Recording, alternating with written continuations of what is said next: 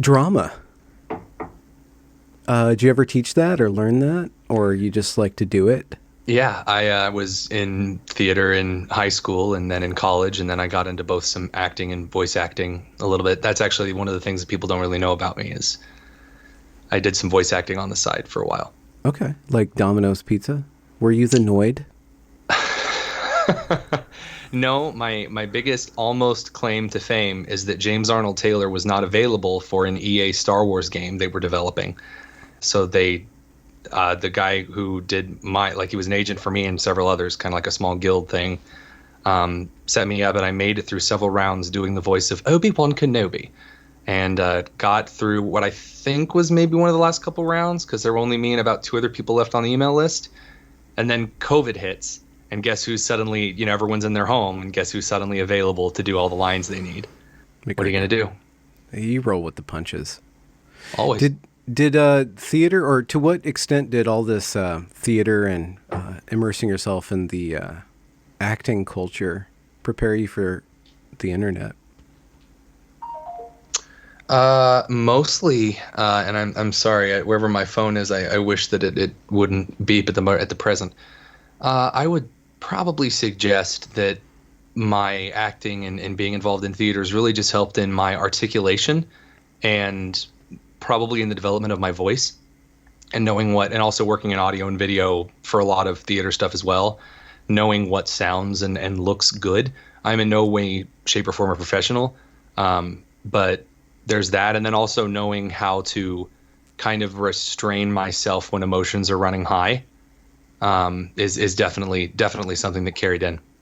So by voice, you mean articulation, knowing how to turn your oral influence into a lozenge for the minds of your audience. But does that not carry over to your character, like your persona? And have you been watching yourself become this entity and being aware of that on the So internet? I don't know. Maybe it's kind of funny that I don't ever listen to my podcast episodes. I think the only times that I have, other than after the initial making it, the only time that I've gone back and watched any of the videos that I've appeared in have been when I'm on air listening to them play it before I come on.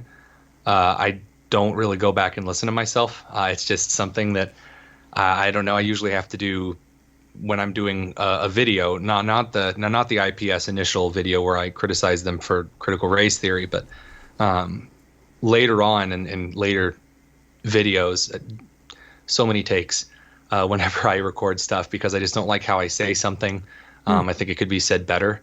I get caught up or hung up on a word, or I miss a phrase that I really wanted to use. So yeah, that probably is probably how it plays most into it. That's a lot of patience that you have for this. Yeah, I'm constantly being taught patience. That seems to be kind of a lifelong lesson. I have this hard and fast rule on my channel that whenever somebody drops a acronym or initialism, they have to unspool it. So what's IPS for the audience? Indianapolis Public Schools. Okay, the whole thing. So in Indianapolis, so if you don't know anything about the city, there's this interstate that goes around the outside called 465, and it's this kind of weird rounded rectangle. But all of Indianapolis is organized into kind of quadrants and then circles. It's one of its nicknames is Circle City, and it kind of in the center on the inside of 465 is one large, massive school district for the public called Indianapolis Public Schools, and it's made up of a whole lot of buildings. They're all numbered. They all have interesting names as well. There's different classes and categories of Indianapolis schools, and then they're all surrounded on the outside by what are called the township schools. So kind of smaller, yet still very sizable districts that ring IPS. About 33,000 kids. 33,000. Okay. And how long have you been involved with that I was district? involved with Indianapolis Public Schools as a science coordinator from 2000 and about 2 years. I'd say about from 2019, end of 2000 or beginning of 2020 up until a couple of weeks ago, officially. Okay. That's so you got there right as things were being locked down or during that? Yeah, the first couple of my weeks there, I didn't really know anyone in person. Actually, I had to go and pick up a small robotics kit that we were looking at for the district, and that was actually the first time that I met my supervisor in person at the time. And then my supervisor changed midway through my time there because they restructure all of the departments about every 3 years. And 3 to 5 years, they completely turn everything on its head. And so I had a new supervisor after that. Do you understand the reasoning for that turnover or that change, or is this just some sort of weird bureaucratic glitch? Or is it like this purging or something like In that? Indianapolis, public schools is really poorly run. Objectively, it's really poorly run. It has not really seen academic improvement for a very long time. It's a very big spaghetti bowl that tries to balance individual fiefdoms of the principals in charge of their own schools with a unilateral top-down Chicago public school style district. And they cycle so many people through because it is such a bad district. And also the environments inside the schools aren't any better. So at the central office side, it's poorly run and poorly administrated. And then in the schools themselves, they're poorly run and poorly administrated in a lot of schools. There are some schools where the principals are phenomenal. And of course, almost every school building that I've seen has excellent staff, or has excellent staff members present. But there is a very overwhelming sentiment in the district of mediocrity and kind of a large, crazy, hard to interpret spaghetti bowl. So it's that's a sad state, and it's replicated in a number of different urban areas. The school districts, for a number of different reasons, seem to have a really tough go of it for cultural reasons, historical reasons, funding reasons, teacher reasons, and then administrative reasons, and then political reasons on top of that. It's disheartening. Well, it seems disheartening. Is it fixable? What was your stance of that before you got involved, and why did you get into education and then learning about the disparity or the difficulty that it has? Like, what was your emotional development and how to, or not just emotional, but kind of seeing the problems and then trying to conceptualize them and have some sort of stance towards this huge lumbering mechanism of public schools? There's a lot to unpack there. I got into education because I'd worked with kids in various youth programs for, oh man, probably about 10 years before I ever set foot in the classroom in a teacher role. I was originally commissioned to go to West Point, but I didn't really think that doing cyber engineering and security sounded like a really fun job for eternity. And so I ended up leaving and going to a small college in Wisconsin. And going from that into the classroom was, excuse me, just a cat. Going into that was really more of an aspect of, I tried it and I loved it. I just kind of took a shot at education. It sounded interesting, hopped into science. I'd always loved science and just absolutely fell in love with how learning occurred and getting to see kids figure things out. There was always kind of a prevalent idea that science is a lot of people's least favorite subjects or least favorite subject. And so coming in, I had a challenge, and that challenge was the reason you guys have had, or what kind of stoked me forward, is that the reason that you kids or people don't like science is because you've never really had a great science class. You never really had a great science teacher. And so I endeavored to be that. And I think that really played in, and that kind of passion and energy really moved me forward in my first couple of years, and not just in contract teaching in Indiana, but also through many places. I, ran some different classes for a group of Vietnamese foreign exchange students over a summer, and et cetera. And my students in the classroom responded really well to it. And I was able to remedy a lot of gaps, not just in science, but in reading and in math and writing. Also, a lot of kids with ADHD, especially helping them develop really strong coping mechanisms. It helps that I have a pretty broad content knowledge for standard education, and I went back and got my master's degrees to really enrich some areas that I was particularly passionate about, which would be curriculum development and education technology. I did, after a few years, think what I'm doing I love, but I would love to do it on a larger scale. And I had been teaching at Lawrence North throughout the year, which is one of those township schools around Indianapolis public schools. And I had been teaching biology, and I'd been writing my own curriculum for the class. And throughout the year, other teachers in our department had started to use my curriculum and had started to use my assessments and my methods and so on. And I realized that maybe I should be doing something a little more, but I didn't want to go back and get yet another master's degree to be able to get an administration license. Because in Indiana, you literally need an administration master's degree in order to get a principal's license. So instead, there was an opening at IPS to be a science coordinator. So I would direct all of the science in the district, all of the science staff, all of the science curriculum, pedagogy, assessment, anything in the district that had to do with science or STEM would be under my purview. And I leaped at it because the idea that I might be able to put some of my effort and talents into working for an entire city sounded really exciting. And once I got in there were unfortunately a lot of other roadblocks that prevented me from really getting to dig in, which kind of leads to where we are today. So emotionally, it was getting to make some positive changes and see the success of it, and then desiring more and more kids to have the opportunity to benefit from it. You spoke about developing curriculum that was then adopted, and then you also spoke about a fun science class or kick-ass science class. Were you able to translate that fun aspect, I guess theatrically and engagement-wise, through a curriculum? Was that able to abstract it into something that could be reproduced by another person? So there is kind of an interesting debate in education as to whether curriculum can accurately convey pedagogy being how you teach. Okay. So I do believe that done a certain way, a good, strong, passionate pedagogy can be easier. But I also don't believe that what works for me and how I teach is going to be most effective for everyone else. Because of the differences of individuals and the different temperaments and experiences people have that make them more or less likely to be able to convey this, that, or the other. That said, I don't believe that the curriculum that I wrote was able to convey, a really fun, exciting science class. I just think that I focused on some things and maybe trimmed a lot of the fat that a lot of biology curriculum had, or a lot of junior high science curriculum had, and some of the other curriculum that I've written. That makes it easier for students to manipulate, especially those in today's day and age that have maybe a shorter attention span and more of a difficulty developing short-term memory abilities. Okay. What do you mean by manipulate then?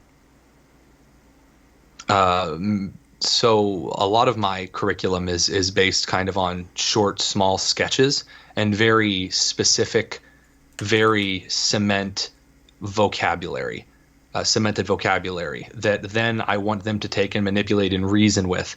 So if A plus B and equals B plus C, then therefore I want them to start rationalizing A equals C in a science standpoint. So in ecology, for example, I had a series of notes that gave them the basic building blocks and then how these relationships would function. And then I would ask them through series of labs, activities, et cetera, to reason how these ecological relationships would play out, to reason how different things would function, and then to move forward. And while I am still a little torn between the difference between maybe rote style learning and project-based complete discovery style learning, I think that they can work together, at least they did in my classroom, to create a pretty interesting environment where students were encouraged to manipulate the different tools that they had at their disposal. Would you mind briefly sketching like the pluses and minuses of rote and the pluses and minuses of project-based? Oh, I don't know if I am not an authority enough to. Okay. Well, it just seems like you're torn. That's just the interesting part. My co-founder at Chalkboard Review is very pro rote learning, which I believe works really well in some subjects and works really poorly in other subjects. So I believe that in math and some aspects of science, manipulating the numbers and manipulating things in front of you to show you how those numbers work is a very effective style. We show kids basic mathematical functions by basically saying this many plus this many equals this many. And that's how we instruct them. And so it's very, very full of manipulatives. Whereas in how we communicate to one another, humanity is very narrative focused. We speak through narratives. We understand stories. So when you're describing English, history, and the other half of science, you really need to focus a lot of things on a narrative, which is, again, another thing that I'm just good at because I've worked in youth ministry for 10 years, and that's the majority of that, or 15, 16 years at this point. And so in a lot of my instruction, I would wrap things around a narrative. So rote learning definitely works because you're just passing on a narrative. And if you are a good storyteller, or if you're a good actor, as we've talked about theatrics before, you can get students to engage in the material. They don't have to be Professor Binns from Harry Potter just droning on about whatever and people are falling asleep. And I think that rote learning gets a bad rap because that's when you think of rote learning, that's what people picture. But some of your best teachers were rote teachers. You don't think back to it because your brain just naturally accepts a narrative was given and you took it. And that's been going on for thousands of years. I mean, literally Jewish society was built upon the idea of going to synagogue and memorizing what was told to you because you didn't write it down. And then you took those principles and applied them and then shared those stories further. I mean, that's where the concept of the old wives' tale comes from. I'm both, because science and history are both expressions of English and mathematics. They are how we express those two subjects. And so within that, I think a healthy mix. And I'm torn saying that I haven't done enough research and I'm not enough of an authority to decide what is objectively good and what is objectively bad in our modern environments about how we portray rote and project-based learning. I guess I don't want to bring age into this. You seem like you're in your late 20s or your mid 30s. That's how you seem to be. I am. I'm 26. You're oh wow. Okay. Young. Yep. This is one of the like the more recent criticisms that's come to bear. I've heard the "you're young" thing a little bit recently. I get that too, and I'm 20 years older than you, so don't worry, it's never going to go away. Are you serious? Well, I'm 45, so 19 years. You don't old. look 45. Get out of here. It's face cream and just bathed myself. See, it's the beard for me that makes me look older, so I can like walk into a board meeting and get the deep lecture, the binging with Babish voice down, and tell them all, this, that, and the other. And then they're like, oh, this guy's a good, strong leader guy. And then I walk out of there and, it's all millennial memes and Twitter after that. Well, yeah, you can have your toes in all the waters right now. You're at this perfect age. I do like to, diversify. Well, I brought that up because you mentioned earlier about ADHD and the short attention span, and that's been the rapidity with which we are engaging with data and phenomena is increasing, especially with the rise of the smartphone, the internet before that, the television before that, et cetera, and maybe right. Maybe that's something in the water, maybe it's just the social environment that we're in, but reconfiguring education for a different mode of engaging with information, with phenomena in general, that's a huge project because of the landscape over the last 50 years. And so inheriting all these different pedagogical tools, no? You think it's a flow? I don't agree with some of the modern trends that say that because the common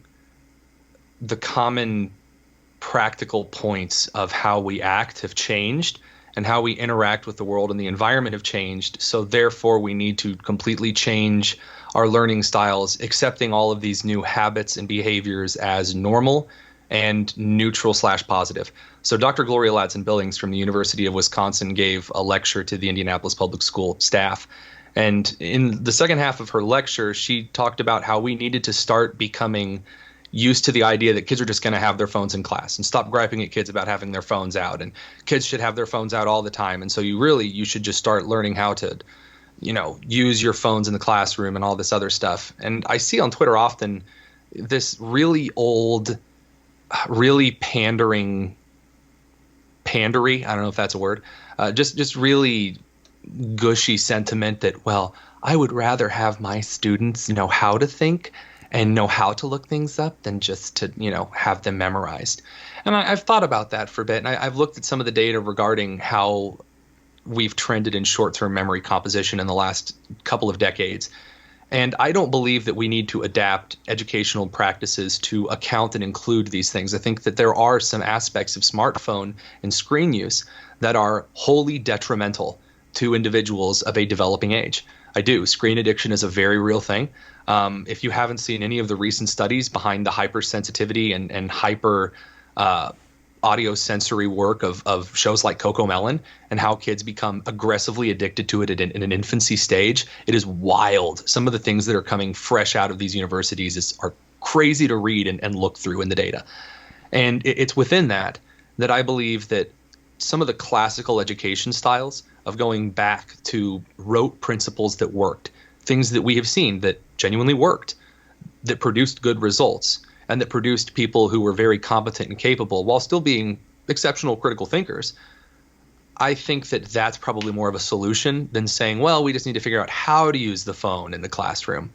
No, I'm just not seeing the net positive, and I think that a lot of people are wasting their time kind of chasing after something that they think is positive but actually is covered in thorns. What are some of those classical styles, for example? Well, really heavy phonetic and vocabulary-centric expansionist style reading instruction is something that has really ceased to exist in a lot of modern public education. And there are some cultural reasons as to why that's been kind of shunted to the side. But therein with that is also mathematical theory. We've stopped talking about basic calculation with a lot of our students and the practice of basic calculation, because we are suggesting to our students now that it's actually the theories and how and why it theoretically works that you really should know, whereas actually rotely memorizing mathematical facts, your brain fills that data in for you. It's actually a manipulative method. And we see this when children are manipulating all different kinds of things all the time. That's actually a very Montessorian approach that works.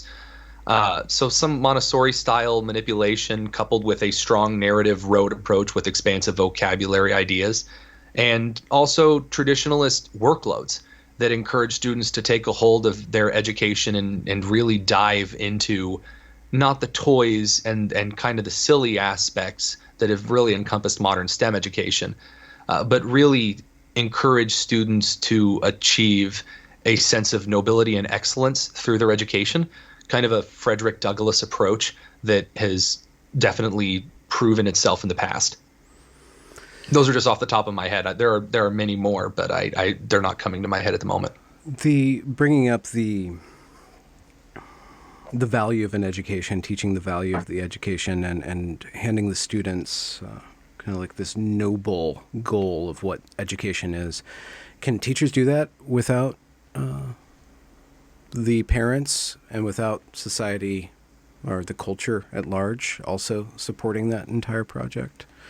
This is something that I've been wrestling with in about the last year. And it's really the function of the difference between individualism and focusing on the family as the final and centric unit, and then encouraging an active the village raises the child sort of aspect, which of course is coupled with the modern hyper-progressive education's in loco parentis, all in only teachers approach, unless it's an IEP or a 504 meeting. So like diving in an IEP individualized education plan and a 504. So like if a student has ADHD, they'll schedule individual meetings with the parents and the teachers, and the parent is supposed to have a series of rights to discuss their kid's disability. Sorry, I forgot the acronym rule. Thank you. So, no problem, man. In kind of looking at how we as a society encourage cultural aspects that are positive while maintaining the individual liberties and encouraging cultural diversity, I do believe that there are moral aspects that are better than others that some societies have emulated and some have thrown aside and have definitely experienced the consequences of such. These are being tossed aside in American education right now because they're being called white supremacy culture. So being on time punctuality is one of them. This is off of a Smithsonian chart that was taken down pretty quickly, but it's found its way into a whole It lot was of actually up there academia. for a while until it got the right sort of wrong attention. Right. It's all of those aspects that I think that are positive and that are really great aspects of, not, by the way, not white culture, but also many Hispanic cultures, many Asian cultures, many African cultures, many Middle Eastern cultures, that those specific attributes promote good, positive society. And I do think there's a balance of collectivism and individualism in a society's ownership of how those morals and values move forward. But the overall goal of, well, what does that look like in a proper sense is one thing, and then what's going on in the United States right now and what needs to happen is kind of a separate thing. And that's really what I'm wrestling with, because what education should look like and then what America might need at the moment, I don't know if they're the same thing, because I think that what America may need to go through is a transitional period. This is not going to be a night and day, not a quick fix, as my hyper-progressive colleagues like to say. A transformation. There really does what? need to be a cultural rejuvenation, I would say. Almost a cultural, and I don't mean revival in the religious sense, although as a Christian, I think that would be wonderful. But I do think there needs to be a revival of American culture. And I don't mean regurgitating things from our history, but a revivification. See, I'm crossing off all the really positive rejuvenation words of how Americans express a proper sense of patriotism and cultural investment and community investment that really hasn't been seen in many parts of the country probably since the 1830s. That's a long time. Yeah. I mean, there was that whole World War II thing that got us kind of more or less on one page, at least propaganda-wise, right? True. I would say the reason that I reach back to the 1830s is because there were long, interesting narratives that describe communities in which you were proud to be from your specific area and that your community was a beneficial piece of your state. So Middletown, Indiana, very, very small town where I grew up. The idea was that you were proud of the local mill, you were proud of the local schoolhouse, you were proud of the families that were in your community. You know, some immigrants, some there for a long time, you know, some mixed Native Americans, some full Native Americans, some European, whatever, et cetera.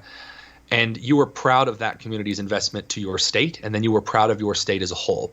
And then moving into pre-Civil War politics, it became very my state as a whole, and there was very little connection to your local community. And the reason I don't reach into an investment into American society around the World War II era is because we started thinking of ourselves not as our own states, not as Hoosiers from Indiana, and not as citizens from Washington, Washingtonians or whatever it is that you guys call yourselves, right. But we started thinking of ourselves as citizens of the United States, which is fine from kind of a us versus them nationalistic propaganda perspective in the Cold War, but it doesn't promote positive local community involvement. And we've lost sight of, I am from this town in Indiana first, and then I'm from Indiana, and then I'm from the Midwest, and then I'm from the United States. And I think that is probably more of where we need to return as a society. I could see, just as a hypothesis, that going from the local to the state level, what's stressed about your identity or where you belong and what you're proud of.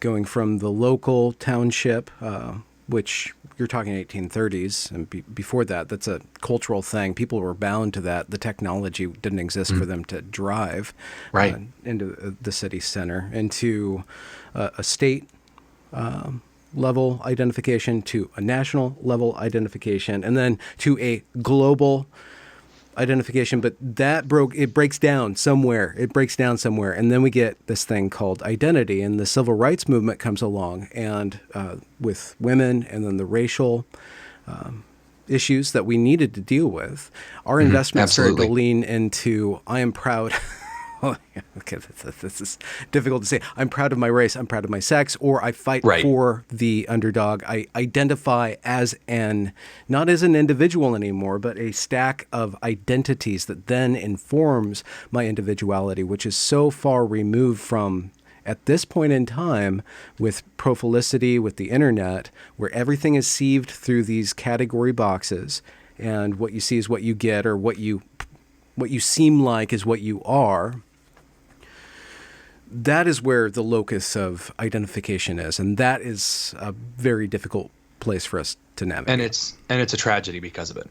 It is. And by the way, my call to an idea of an 1830 style sense of identity is certainly not perfect, and it is an analogy that breaks down very quickly.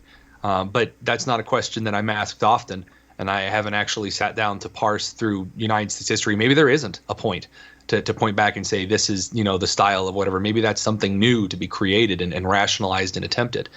But as far as the identity politics movement and really developing your entire sense of who you are based on immutable identity characteristics has done more damage to this nation than any other conflict, because the ramifications of this are ruining lives, they're ruining relationships, and they are causing significant issues that are going to impact the United States and really the broader world for generations. And it's not something that can be solved in a single instance because of just how much that aspect of society has permeated it. And by the way, I don't mean that the aspect of the civil rights movement that was most beautiful was the unanimous equality of man and the beauty of understanding that there is no difference between you or I. We're both children of God, and that I have a responsibility to love and care for you in your need, and that respect should be mutual. And this is why I believe that individuals that came out of that movement really hugging to their identity missed the memo. Because it's not about equality. It's not about creating a society that's one shade of mixed tan per se. If we stirred the pot and everyone was just, some variation of light brown, that we've basically created these groups that are vying for attention and for resources so that they can be as good as or better than this other group. They don't want to be a part of this group. They don't want an elimination of groups. They want their group to be basically on top of the pile. And so it's become a cultural game of king of the hill. And it's really spit in the face of the civil rights movement. The trying to superimpose how this stuff shakes out. If we go back to a local pride and then your contribution as a locality kind of broadens out to your county and then your state and so on. I don't think that can happen with the identity. I don't think there's something that, it's really, I don't even want to say this out loud, but it's really easy to see this kind of become very terrifying, where you say the white people are good at doing this, the Asian people are good at doing that, the black people are good at doing that. That's kind of the same thing. We're back to eugenics. We're right. I mean, it is a very early form of phrenology. The idea that you have, because of the color of your skin, a set of characteristics that will exemplify themselves through your actions, whether you choose to do so or not. And we're kind of getting away from that. The only reason we're not there right now is because of the weird nature versus nurture debate that's saying that, because you're white and you've always been around white people, you act like this. Well, that doesn't actually, it doesn't work in the data. It doesn't work in the studies. There's a professor from Ball State, after I testified before the Indiana Senate, who came up to me and she was very angry. She's like, how could you sit through my class and sit through other classes and still come away with this idea? And that's because she believes that if you are black, then you have an innate responsibility to act black. And if you are brown, you have an innate responsibility to act brown, which is an enormous can of worms. That's is it a responsibility or an inability not to? What do you mean by responsibility? Or can you help not acting white if you're white? Can you act black if you're white? I guess. Well, no. So that's the fun part. You can't. So if you are white, the only thing you will ever act is white. However, if you are black, you can act white, which is very weird. And this, by the way, this is my big argument against why we should stop calling it Black History, which is a very bold thing to say during February. So I would, in my point in that is this: were the white abolitionists in the North who vehemently ranted and raved for 2, 3, 4 decades before the Civil War about slavery needing to stop immediately, were they a part of white history or a part of Black history? And if you say they're a part of white history, I would ask you why. If it's white people doing things, well, then if we're just assigning color to history now, and then in that case, any time that you go through a stoplight, you have to stop and say, well, I just participated in Black history because that person invented this thing, and I just got food from a grocery store. The refrigeration truck was invented by a Black man. I just participated in Black history. And we get into so many different microcosms immediately of deciding, well, whose color, whose history, who gets this piece of the pie, when in reality, the fact is that it's American history, and that it's the American dream, and that it is the goodwill of fellow Americans that pulled and advocated for different groups who were oppressed and downtrodden by the long march of civilization that always, in many different cultures and societies, viewed Black or Hispanic or Asian peoples as inferior. So it could be the case that somebody's listening to this and hearing us discourse about these different arguments and ideas, and we're edging into this thing called CRT and CRT and education, and that's a hot button topic. So going from the arguments into the implementation in Indiana Public School and CRT, how have you seen those ideas that we were just talking about, identitarianism, let's say, influencing, affecting, or being implemented? So all of the above. So there is a very strong culture of treating students differently based on their color and demanding that their culture is derived from their color. And that, so for example, we are in Black History Month. And so we are celebrating, or they are celebrating with Indianapolis public students right now, using all these examples of things that Black Americans contributed to society. And they're painting this idea that Black Americans are only this one thing, and that only, they all like jazz, and they all like this kind of food, and they all like to do this, and they all believe this. And that's very detrimental. Well, that's critical race theorist inspired.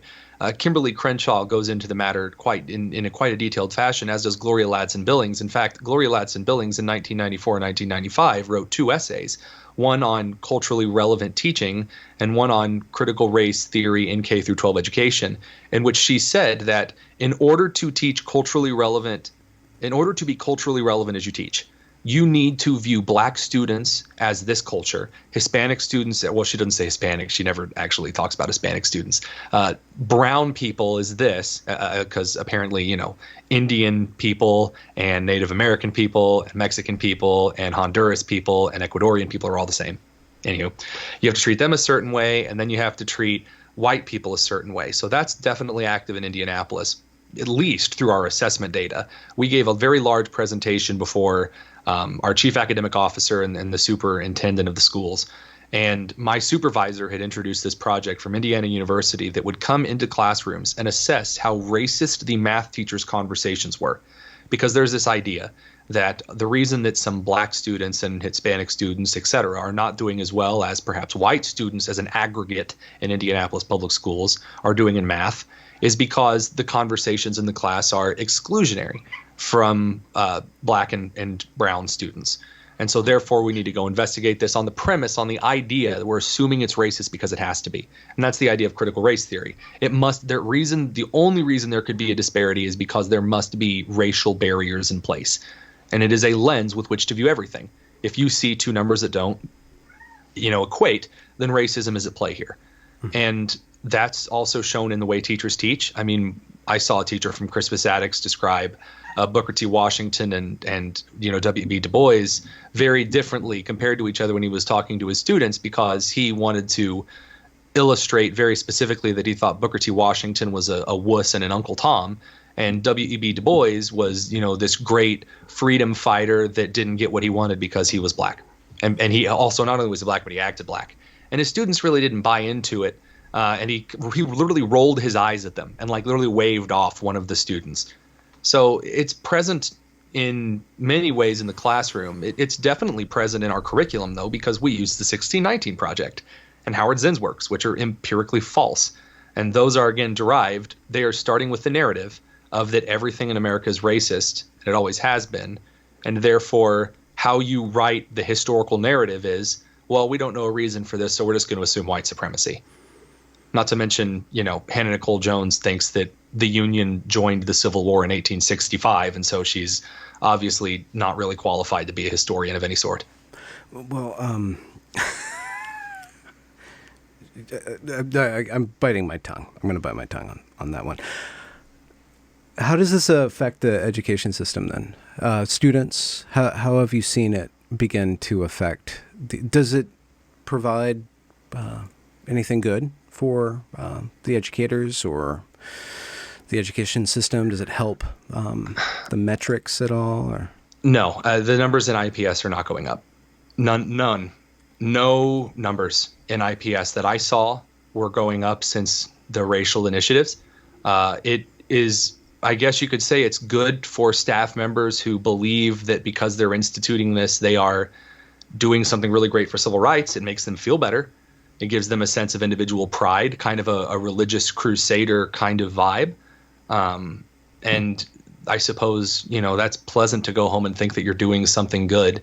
But realistically, it is absolutely crushing our Black and Hispanic students, specifically those two core groups in Indianapolis, because what we are telling these kids is that they're never going to amount to anything because either A, the white person has to come and save you, or B, that there is always going to be some nameless shadow that is after you because of your skin color. And if you don't get something, if you don't meet some kind of goal, it's not because you didn't make the mark.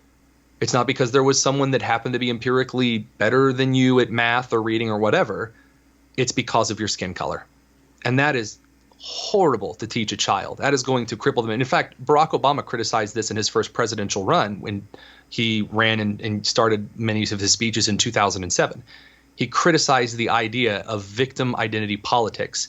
He said, I didn't get here because I'm a Black man. I got here because I'm competent. And I agree with that, because that is inspiring. That is the American dream that's driven individuals to succeed.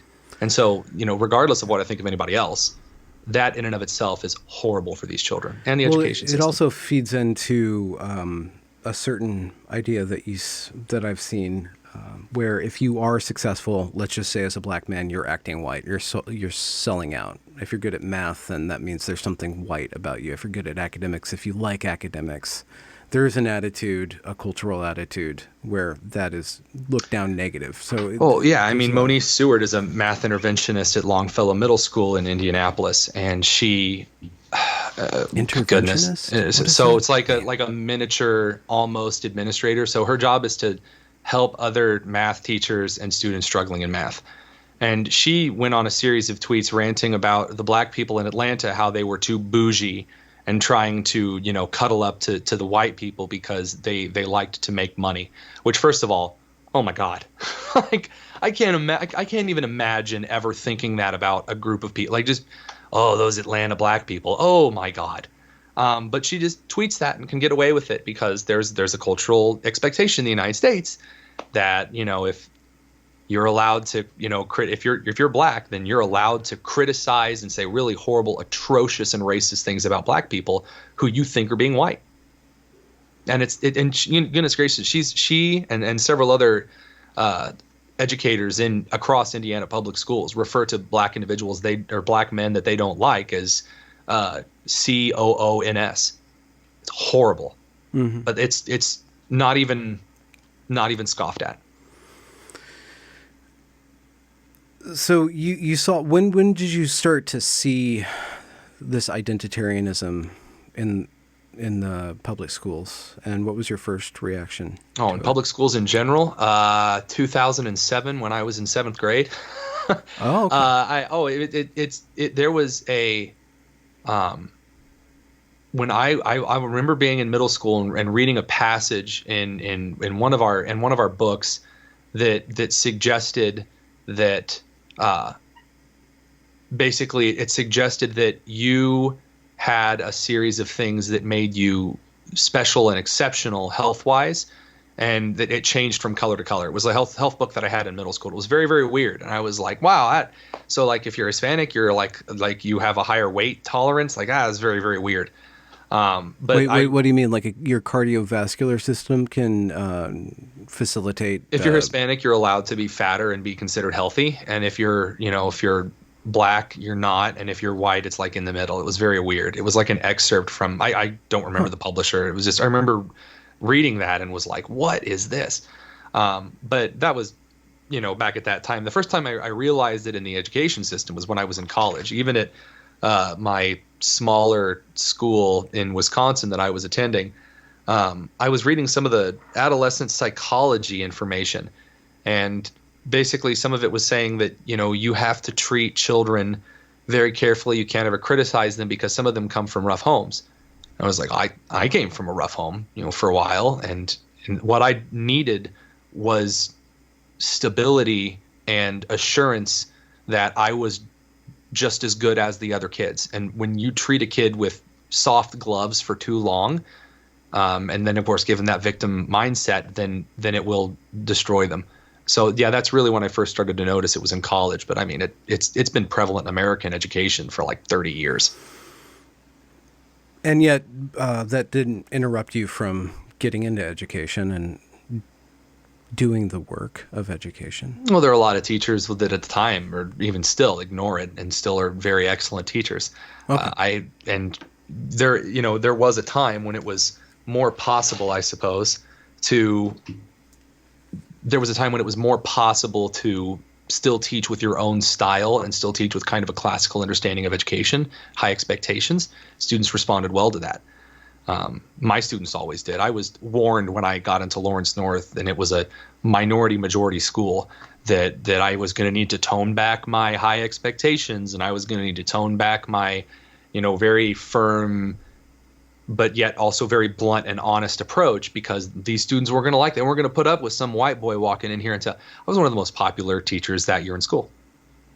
I never had any issues. I had one student who kind of played chicken, like he was going to hit me, and it thoroughly embarrassed him.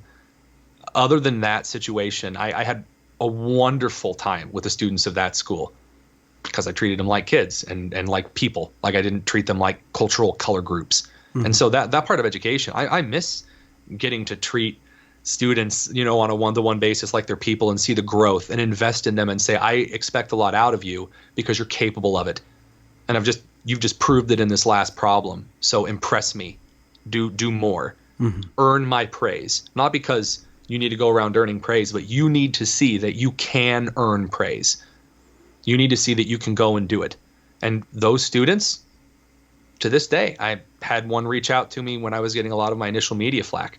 And he was basically just checking on me if I was all right, because he heard some people calling me some racist white supremacist. And he's like, that's the furthest thing I know from you. Are you okay from these individuals? I'm like, yeah, I'm fine. I appreciate it. And I asked him how he was doing. He's doing really well. And I'm proud, because I tell you, man, that's what teaching was about for me, was those individual investments. So why not ignore and just do your job? Well, at IPS, it became impossible. I was sent to HR repeatedly. There were repeated professional developments that encouraged our entire staff to do horrific things regarding kids. And it gets to the point where, at least in October, it got to the point where I was asked to lie specifically to parents and say, we don't teach. If they asked about critical race theory, no, we don't teach it. We don't, do this, that, and the other. But then they would turn around in our October 18th professional development that I've mentioned briefly before, and they would very openly state, yeah, we're teaching critical race theory, ha, ha, ha. And that's dishonest. And then, of course, I really wasn't able to do my job because my supervisor had me running around in the middle of our science textbook adoption, making sure that we had enough members on the equity team, and we had to have these different checkboxes filled out, and they had to rewrite my rubric because can't have a white guy writing your rubric, I guess. It was so weird. I mean, my colleagues are out in the break room talking about the reason these schools were founded is because of all the white flight, and it just kills your soul. After so many days, I I genuinely could not stand it anymore because I felt like I was an accessory to this. Silence is consent. And after a while, I was like, I cannot do this anymore. And besides that, I was an education policy journalist. So of all the people to help sound the alarm, I had the tools. I had some of the experience. I'd written for several places. And so I finally, I'd been documenting it and keeping it just in case. But at that point, I was like, this is too much. So before you hit the send button, before you even type up the report, before you even make the decision that you're going to do something or say something, what's the process of doing it correctly? If you're gonna stand up, put everything on the line. It's like an advice thing. What's the proper, like, what was the assessment that you had to do, not just with risk, but to be effective and challenging? I mean, the biggest thing that any certain journalistic sense is going to involve is proof. You got to have the proof. You got to have the data. I mean, I can send a very exciting narrative of, hey, I was in a meeting today and this was said and this was said. And the best you're going to get, if the editor's your best friend, is like, teacher alleges this, that, and the other. Well, that's not a story. People allege things all the time. I mean, literally, the Inquirer is some just legends are better than others, though, or well, of less course. alleged. And don't get me wrong, there certainly is that, but I had a better case because I documented it, and also because I studied critical race theory for 8 years at the graduate level. I sat in on some of Dr. Gloria Ladson-Billings' classes, auditing them when I was working for the office of the governor of Wisconsin. I desperately wanted to know what the other side thought so that I didn't sound stupid when I got into conversations about it. And it's paid off, I would say. And so documenting. And there's a ton of stuff on IPS I have not released. And depending on need, I may never release it. I've got probably 80 or so hours of footage, maybe. And I may be, lowballing that. But I've got a ton of documents, completely scripting out the Racial Equity Institute's racial trainings, individual professional developments, documents from teachers' classwork and things where they, basically chart stuff out differently for Black, white, and brown students, again, classifying students as brown. It's a lot of stuff that I compiled in order to give myself legitimacy. From that point, it's just crafting a decent article, or in my case, being so fed up with people saying that not only was critical race theory not in schools, so not only was it this legal, high-minded theory no one ever learns, but it didn't even exist. It was a figment of everyone's imagination. Chris Rufo popped it into existence one morning, and that was enough. And so I sat down at 7 a.m. and recorded the video. I didn't even have a script. I was just like, here it all is. And because I was done. And so, yeah, there was a lot of preparation over like a year or two. And what about strategy then? When it came all tumbling out of your mouth, and then you edited it, or maybe just did some color correction and then press send. Did you know what you were getting into? Did you know what you're doing? Did you see it happen elsewhere? And took some pointers? A friend of mine, the co-founder, had recorded a video the day before. He records videos from his car sometimes. And I had seen him express that, and I saw a lot of people see it. And that wasn't my reason that I wanted to make the video, but I noticed that, and I thought, well, I've written some articles before, but maybe I need to record a video. And then as soon as I recorded the video, I'm pretty quick in Sony Vegas, and so I threw it in there, and I threw some of the excerpts and the book things on there to give it a little more legitimacy. And then I uploaded it to Twitter, and I clicked send. And I was driving to work, and I noticed, and I was at a stoplight in Indianapolis, and so I opened up Twitter, because that's totally the thing you should do at a stoplight. And I saw the video jump from 38 likes to 72 likes. That was the updated number. And it wasn't that it had just reloaded, that was the first time I was looking at it and I was uploading my cache. It jumped to that in a few seconds, and I thought, oh, okay, this is going big. Mm-hmm. And about mid-morning, I took a small break from my desk and I went to use the restroom and checked my Twitter again, and it had jumped again. And so at that point, I knew that, yeah, this was going to be pretty intense. And so then I just kind of waited through the rest of the day. And, didn't actually sit on my phone all day as many people like to think. I just kind of let it happen. Mm-hmm. I wasn't really concerned with a certain strat. Like I didn't send it to groups. Okay. It just kind of blew up by itself. Okay. So it goes out there and then it just kind of goes. What was the first indication that it was more than just an internet phenomena, more than just some sort of racy Twitter thing going on? Well, it was about my job. So, I mean, it wasn't like I was criticizing the Chicago public school system. I was criticizing where I worked. I was criticizing people that I worked with. I was criticizing members of the IPS staff who deserve lots of criticism. And it was a major story because Indiana is supposed to be this red state. And everyone said Indiana's deep red state, really Republican. Well, it's really not. Culturally and politically, it's very purple. But in a lot of discussions, this was kind of a big bombshell because Indiana, again, it's not supposed to happen in Indiana. This is kind of crazy stuff's not supposed to happen. And also, I don't know if there were a lot of videos at the time that just had someone from inside the school saying pretty articulately, this is what's going on. These are the specific instances. And so it's kind of like candy to a lot of people on one side of the aisle to take this and say, hey, look at this. And a lot of people did. And I think that's why I got the media appearances, not because I'm anything special, but because I did it correctly. And it was the right time. And, you still have that viral video recipe. It just has to be the right time and the right hit and the right mix.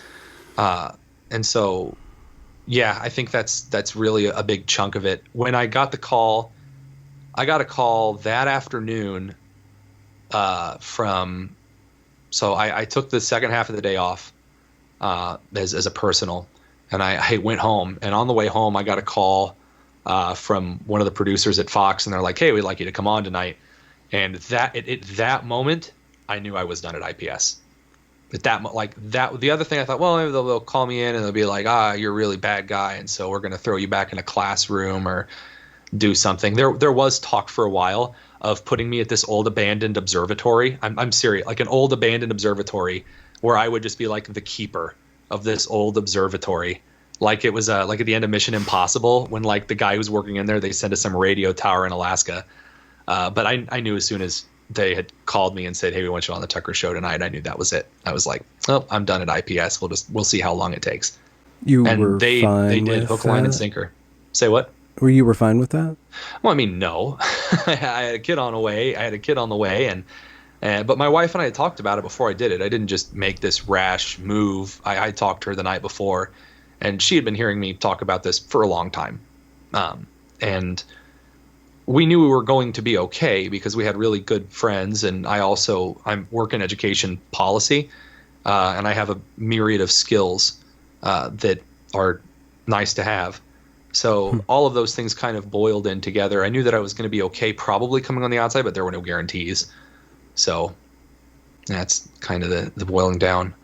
The next step, something that I haven't explored too much, but it seems like you're in a particular position to do this, having spoken out, received the inevitable and probably predictable backlash, and then organizing. What is going on in the resistance? What does that field look like? What are some of the things that are forming, strategies that you see taking place that bringing people together specifically in challenging the encroachment of ideology, identitarian ideology, into our school system? It's a really mixed bag at the moment. There are some groups, some areas that are full of parents who are getting together, who are working together to bring real change. A lot of school board elections that are going in certain directions. Some states that are posting really great education reform, not just on bans and specific things, but education reform in general, broadening the market, making it more possible for different kinds of schools with maybe different approaches to ideology and education, that diversification to succeed. There are some cases in which it's become really littered. The kind of the resistance, quote unquote, has become a little bit littered with groups that are really either, while well-intentioned, kind of really in it for themselves. There are a lot of cases, especially across the central United States, where there might be in a township 5, 6, 7 groups that are opposed to working with each other only because there's one small aspect of policy that they just find incompatible between these groups. And I think that's really unfortunate. It does smack of childishness. Some state legislatures are completely just stepping on the rake, falling flat on their face. Indiana's a clear case. Had a lot of potential in this legislative session to do a lot of education reform, but instead ended up trying to shove through omnibus bills that, while really not criticized in the right ways in a lot of Indiana's media and from the Indiana Teachers Union, there are some extremely good criticisms that I have heard from a lot on the left, right, and center on why these bills aren't great. And so really there are some great things happening in kind of the resistance to this. There are a lot of, really the biggest change I think I would see is that a lot of people have been, it's been brought to a lot of people's attention as this pandering garbage, and a lot of people just aren't impressed by it anymore. There are people, people have been told over the last couple of years that there is this evil, horrible group of racist, white supremacist, homophobic, transphobic, evil, super duper Nazi people. And the general public, the apolitical public of the United States, has seen more and more and more people be grouped under this banner of evil Nazi white supremacists. And it only takes one person that they know to be called that, who they know is not a white supremacist, for that entire label to lose meaning from this point forward. And that is going to cripple kind of the overarch movement of hyper-progressivism in American education more than anything else, because people just, they don't believe it anymore, and it comes across as pandering and rather toxic. So I think that as a broader perspective of resistance, that's probably the largest trend that I'm currently seeing. So off the top of your head, or to whatever extent you're prepared for such a big question, what are some of the priorities if you're going to make a hierarchy of needs for the education system? Where do we begin? In two places. We begin with increasing the amount of school choice and money following students, not systems. And by that I mean that parents are directly responsible for choosing where the allotted amount of tax money for their child's education goes. Whether that goes to a private, a home school, a public school, a charter school, a magnet school, a micro school, whatever. That is the first and foremost thing. But that cannot be done effectively without immense licensure reform in this country. There are so many hoops that I and other teachers and administrators have to jump through in order to renew, gain, keep, and replicate licensure. It's ridiculous. I have to sit through, in Indiana, I have to sit through so many professional developments a year and go through all of these other things here and there just to renew my license. And they're called PGP points. And that's how a lot of states work. You have to graduate from state institutions and grab a Pearson Ed TPA is now the majority standard across the country. This big, huge, crazy research essay you have to write that Pearson grades to determine if you can teach. And then you have to go get a very specific master's degree, as I talked about earlier, just in order to go become a principal. Remove those regulations. There's no reason that the vast majority of those regulations need to exist. If a restaurant hires a bad cook and the cook cannot cook food, then the cook will be fired because the cook is producing terrible food. I believe that education can work in the same way. If you have a teacher and a teacher cannot teach and they're a poor teacher, that speaks more. I've seen teachers with all of the licensure and degrees in the world be awful at their job and their kids get nothing. And I've seen teachers that completed that like bridge master's program where you were like an expert in some other field and you like slide into education horizontally, and they're phenomenal teachers. And by the way, substitute teachers I've seen that just barely have their substitute license, but are far better teachers than the majority of elementary teachers that I've ever seen. So licensure reform is something no one ever talks about in education. That has to go right up there with school choice. So those are the two big things. We can focus on what to ban in public schools and what to keep in public schools after we've sorted that the default in the United States is sending your property tax dollars to public schools. That whole licensure thing is, it feeds into a strategy that might be a conspiracy theory but probably isn't of the long march through the institutions. If you can capture all the institutions, if you can capture the bureaucracy with an ideology, then you can, it's like a hydra. You can cut off, you can't teach this, you can't teach that, you can't teach this, you can't teach that. But if all of your teachers are being taught that before they show up, if they all have to go through all of this, let's just say CRT, diversity, equity, and inclusion, which you have to get all these degrees, because that's all in the colleges, then it's going to pop up here and there, even if we ban certain words or certain strategies. I'm not sure if I can buy into that from a point of malice, that, you know, there's a group of individuals or a larger collective of individuals who sees it in this way. I believe that it's more likely that there were individuals who simply rose to power because higher administration jobs, especially in education, can be very cushy. There were days when my job at IPS required me to do very, very, very little. And the higher up you go, the more you are paid to do much, much, much less. And so I believe that a lot of those individuals, you know, got to the top of that and then simply cemented themselves in place. And I also think that a lot of them do truly believe what it is that they preach, at least on a very conscious level. That said, I do believe that licensure is simply a false argument of authority that we give ourselves to try to convince ourselves that we're putting the best and brightest in certain positions. It's a very easy way. You see that rubber stamp, and you know that food is safe to eat. You don't have to think about it. You don't have to consider the farm. You don't have to consider the brand. You see that USDA stamp, and it's boom. You know that's good. And so I think we've done the same with educators. Oh, you have a practitioner license and a master's degree. Therefore, you must be a good teacher. No, if I'm running a school, I want to see you teach for 2 weeks. Like, let me see you teach. Then I'll decide if we're keeping you on. Really, I genuinely believe that's a more effective model, and you're going to get better teachers out of that. The counter to that, of course, is, well, what if a teacher has a really, really bad day and they're fired? I mean, yeah, well, cooks in a restaurant have really, really bad days. More often than not, they're not fired. It would depend on how bad your bad day is.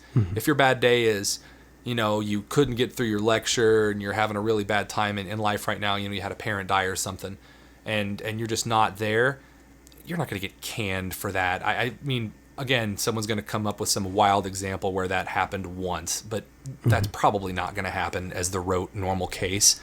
But yeah, I mean, you know, if you throw a kid out the window, yeah, you're probably going to get fired. So I think that free market principle probably stands.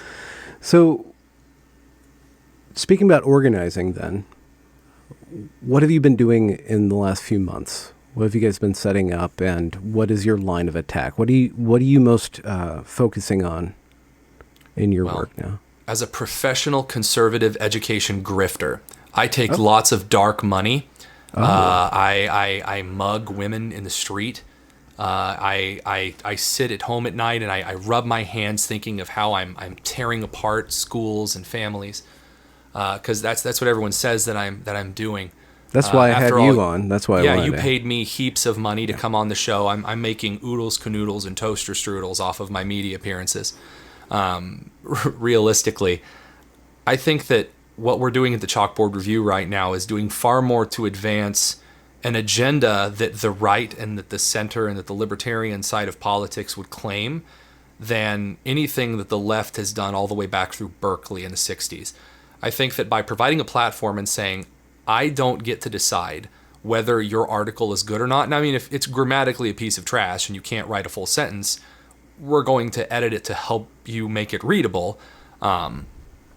But if you're on the left and you want to write for us, we'll publish it. If you're on the right and you want to write for us, we'll publish it. It's a very big thing of what we do, because we say everyone is a stakeholder in education. And that allows more people to read your articles. And there are articles that I didn't like, that a lot of our audience liked. Good. I mean, you know, and there are all articles that I liked that people in our audience didn't really care for. That's good, too. I mean, and I think that therein and of itself is doing more for the education movement. Also, it's eliminating the number of teachers who think that they are alone, and the number of teachers who think that everyone in education only thinks a certain way, maybe other than them. And it again, ideological diversity forces you to think critically and also encourages you that everyone doesn't have it figured out except you. And that's encouraging, man. I mean, the truth of the matter is very few people know what they're doing. And, within that, it's encouraging to know that if I don't know how to change the oil in my car, then I can look online and find someone who does.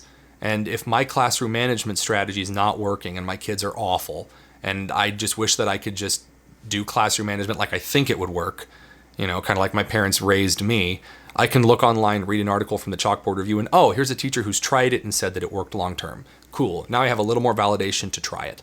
Or I want to write on my own experience. That therein is, I think, more effective than me speaking to parent groups, which I do. I go around and I speak to a few parent groups occasionally here and there, and I spoke at a conference in Tennessee for Moms for Liberty and had an excellent time.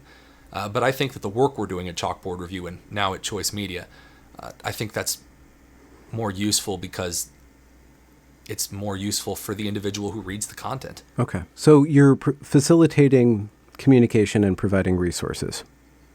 Yeah, I mean, it would be one thing if I was some brilliant education expert, which I don't see myself as, to go out and tell you all how I think education should be molded and formed. But more so, it's much easier for me on a communications, basis to say, yeah, well, I'm a conservative and I'm going to get on Twitter and call other ideas stupid. But I also am going to make it a point to make sure that my organization publishes ideas of all bents, because I believe personally that the best ideas are going to come forward and our audience is going to see them that way. With the climate of cancellation hovering over everybody and guilt by association going hog wild right now, is it not likely that a leftish leaning thinker or teacher doesn't even want to post there because then they would be supporting the bad guys or something like that? Yeah, I mean, and you're going to get that anywhere. And there are people who don't eat at Chick-fil-A because they believe that Chick-fil-A is out to, set homosexuals on fire. And you're going to have those people. And that's not something that I can fix. People are going, like, again, I am a conservative educator and policy journalist.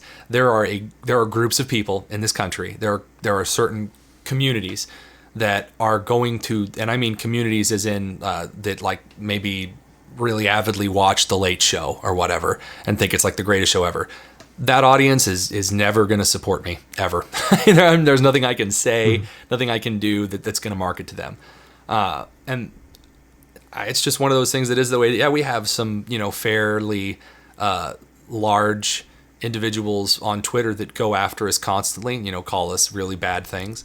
There are some small, very angry, bitter people. There's one teacher from Iowa that wrote a whole long, just like a 2,500 word essay on why Daniel Buck and I are the devil, and the Chalkboard Review is reinvigorating the KKK in the country, which is, news to me.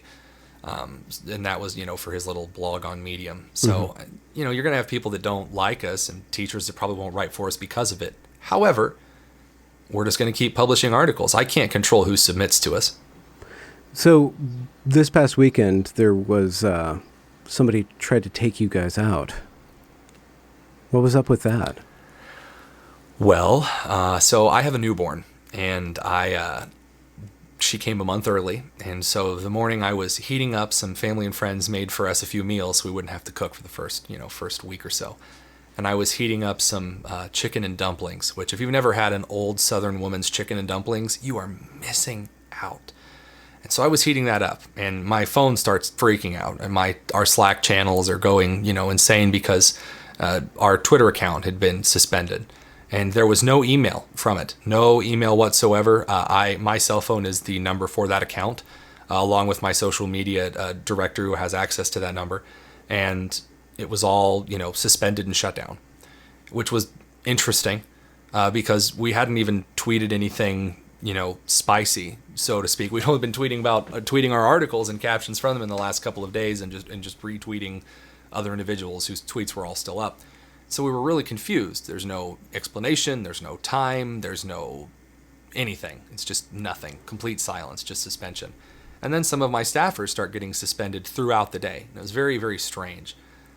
There was a Twitter individual, a Spanish journalist with 107,000 followers who either he tried to scam me out of some money to restore my account, or he was being honest about the individual at Twitter who he'd used before, and there was someone at Twitter that was trying to scam us out of money to reinstate our accounts, which we're looking into that at the moment. There was just no communication from Twitter at all. And they were denying appeals from my staffers. And my staffers, of all the staffers they could have picked, they picked 2 of my staffers who never tweet anything political ever. So it was very strange. And we just kept asking what was going on. There were some connections that were made to an NEA letter that was sent to Twitter saying that they needed to stop education publications and groups who were against critical race theory. Well, we have a toolkit on our website that's called the Critical Race Theory Toolkit, where we outline its history and the things that it does from the lips of the authors who wrote the theories themselves. So those things, in the mix, we were suspicious. And then a board member from Region 3 of the NEA, the National Education Association, the largest teachers union in the country, tweeted that she was the one responsible for getting all of us taken offline, and that she had reported us, and that that Twitter let her know that they had suspended us all for supposed rules broken. Again, no one at any point has ever cited any of the rules we've broken. The word of the day is ban evasion, but none of us had ever been banned. And so it was like, well, how can we evade being banned? None of us had ever been banned before. And so all of those things really aside, it was just very weird. Now, of the accounts that were suspended, all but one has been restored, at least today. So our social media director, our scheduling editor, and then our organizational account have been restored. But at this point, one of our social media team members, Sam Bravo, has still remained suspended. And no explanation for the reinstatement either. Nope. And it was very weird because Twitter sent a message in their appeal denial to Going Godward, which is our scheduling content, or our scheduling editor, and Quinn Weimer, who's our social media manager, and said, after careful review, we decided you violated some rules. And then we got a message to the Chalkboard review when they unsuspended us saying, we've reviewed your stuff. You're not in violation of any rules. Sorry for the inconvenience, which was, again, very weird. And then I'm assuming that Quinn and Jocelyn have received the exact same email from Twitter, again, hey, we've reviewed your case, et cetera, no rules broken. In that case, my question is, what does after careful review mean? What do you mean you carefully reviewed it, now you have a different opinion? It doesn't make any sense. Again, in no point has anyone from Twitter cited anything, any tweet, any activity at all that shows any rules broken. Still, we're completely bewildered. Why would you be a threat to the NEA? Well, there are very few education publications that are not very far on the left. EdWeek, Chalkbeat, Edutopia, etc. all have a very interesting series of donations from a lot of union and special interest groups that are very on the left. And a lot of people who have tried to write for some of these education organizations have had their pieces turned down because they didn't fit the organizational narrative. So we launched as an opportunity to hopefully push the Overton window a little more open than just the left side of the political compass. And we have received interesting word, although I can't really discuss the sources, at least in this conversation, that some of these education organizations and some of these unions feel very threatened by us and the work that we've done recently. Some of the viral things that we've done, we released a critical race theory can that showed very specific instances in hundreds of schools across the country to the playful tune of the can, paired with a lot of organizations saying critical race theory doesn't exist, right next to Randy Weingarten saying critical race theory is not in schools, and then, 15, 20 examples of it being in schools and explicitly cited.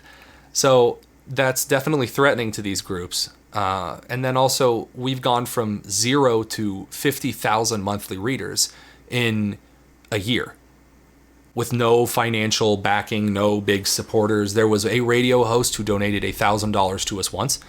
And then one guy from Israel who donates $5 a month to us. That's our funding. The rest of it's out of pocket. And I'll be honest, I did use that $1,000 partially to buy some cool custom Chalkboard review tumblers for my team to thank them for their volunteering work. So like as far as what we do, we're for volunteers who love this. And that is genuine from what we've heard. That is genuinely threatening to a lot of these organizations. The Indiana State Teachers Association has blocked me on Twitter. They're a division of the NEA. And a lot of these groups are terrified of us because we are educationally literate.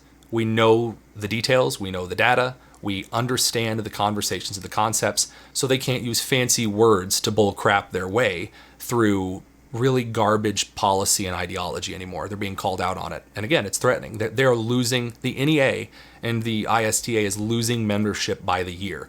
So no wonder they find it threatening. Do you know why they're losing membership? Oh yeah, their policies are atrocious and they do nothing. So, I mean, the ISTA charges the Indiana State Teachers Association charges $700 a year for membership. The services they provide are supposed to be cooperative and collective bargaining with the district for salary and benefits, and then representation in lawsuits. Well, Attorney General Todd Rokita in Indiana sends a letter out to every single person with a teacher's license in the state of Indiana or who works at a school saying, if you are ever sued, Indiana will represent you pro bono. So that takes the wind out of the sails for the union and legal representation.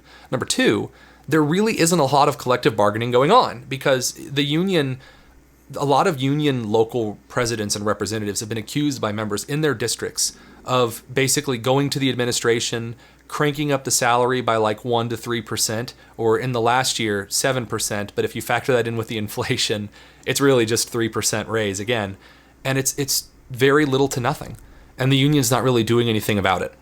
And so there's nothing that Indiana's offering them, the ISTA is offering them, and they're just leaving. I mean, I've convinced over 117 teachers actually now to leave the Indiana State Teachers Association because they just don't do anything. I mean, I'm not going to pay between $700 and in some states $1,200 a year to be told to vote Democrat. I can do that on my own. So, looking at the future, because I know you're a man of faith, so you probably get signals from the future. Are you hopeful about what's coming down the pike with regard to education? Is there going to be a breaking point? Do you precipitate that? I am cautiously optimistic, but I also am worried about what might be lost along the way. So I'm cautiously optimistic because I do see a great mechanism for change. So I was talking with someone on our Chalkboard Reviews podcast, which I did not want to start a podcast, but they made me. And I was interviewing a guy, and he basically suggested it in a way I never heard about it before.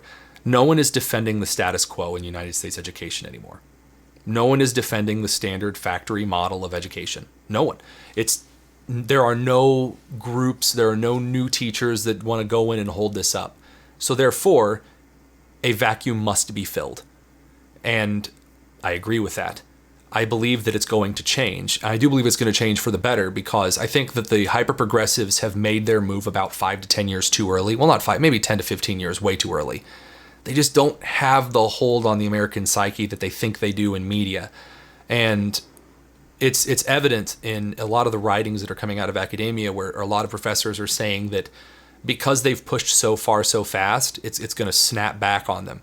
Well, you also run the risk of the pendulum swinging the other way, which isn't helpful.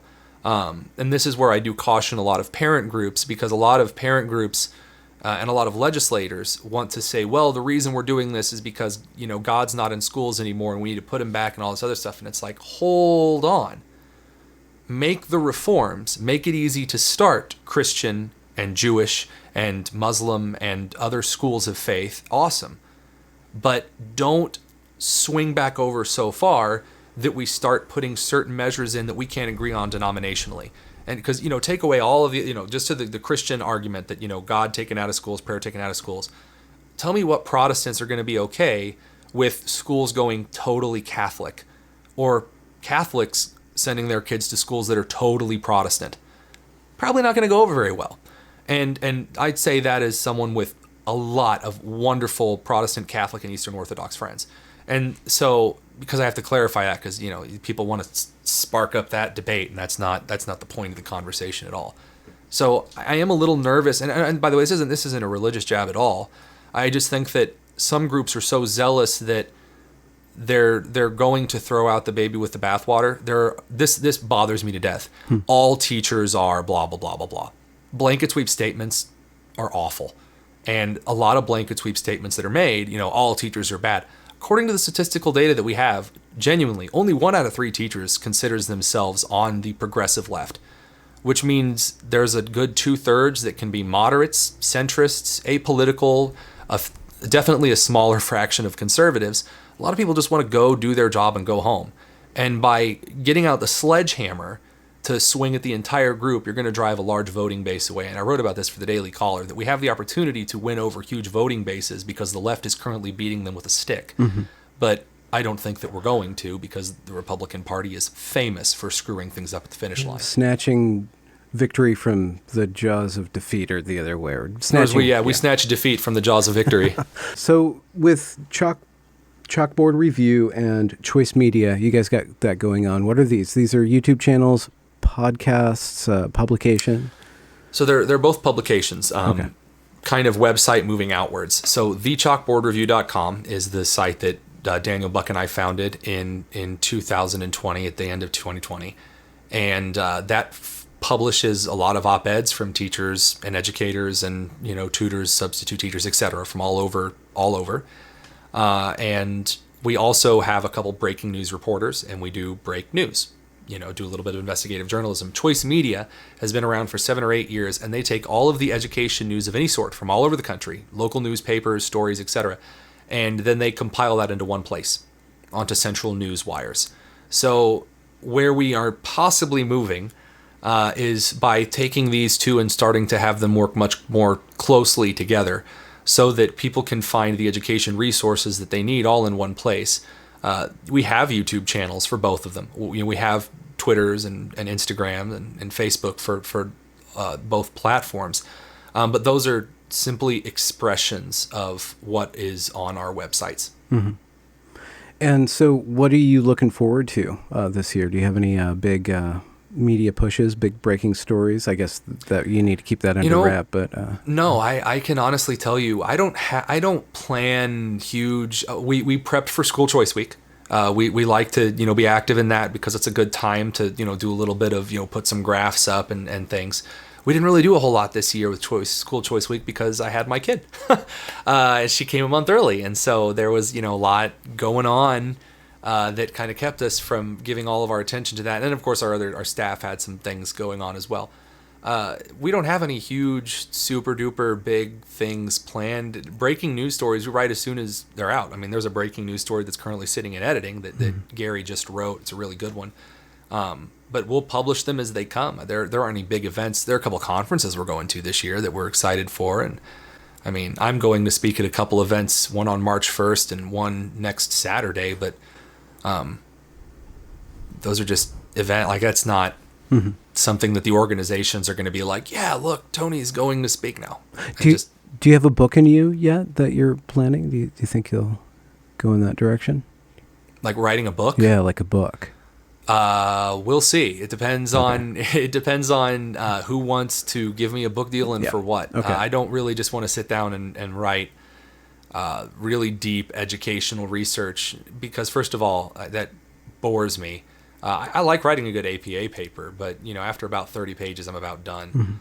I don't know if I don't consider myself to be some groundbreaking discovery of brand new, never before seen education stuff. I like to take the best of the crops. Definitely more of an ecclesiastical mindset there. But yeah, I mean, if someone wanted to throw a book deal my way, I mean, okay, we'll see. Well, now that's out there in the universe, maybe it'll come. Yeah. We'll see. Someone out there is listening is like, I have money. Let's give him money to write a book. Dark money. At that. Dark money, that dark oil money. Yeah, Putin sends over a couple gold chests a week. I love that one. Balloons. I love so many people that think that I'm just out here because I love being on camera. I love being camera on so much that I turn down half of my media requests because I'm tired. You don't look tired, even though you do have a brand newborn. Maybe it's the pancake makeup skills that you have as an actor. It's the if you think I'm wearing makeup, that's the best compliment I've gotten all week. It reminds me of that Vine where she's like, "Where?" She's wiping her hand and she's like, "Where?" It's not tiring as physical stuff, but it's almost a wearying of telling the same story. I've told my story getting fired at IPS like 80 times now. Yeah. And it's like, and I don't mind you asking the story, by the way. You asked it in a different way than many others ask it. And again, just being very transparent for, whoever's listening. I love talking about education stuff, but like after a while, it's like, man, aren't you guys tired of hearing of the super duper teacher fired from IP? Like, oh, dude, just go read the New York Post story and call it a day. Mm-hmm. Well, I felt like I got more than just that story out of you, so thank you. No, this has been awesome. I love just talking about general education stuff and trends. I love social media. I love education, and I love broad movement stuff because I'm a scientist. I like trends and data and hypothesizing why and where and then how it's going to manifest. And then the history buff side comes through and points to past trends. Are you going to get back into education, teaching in the classroom specifically? There are a couple colleges that have suggested my teaching a course on education in a time or two, and I'm considering that.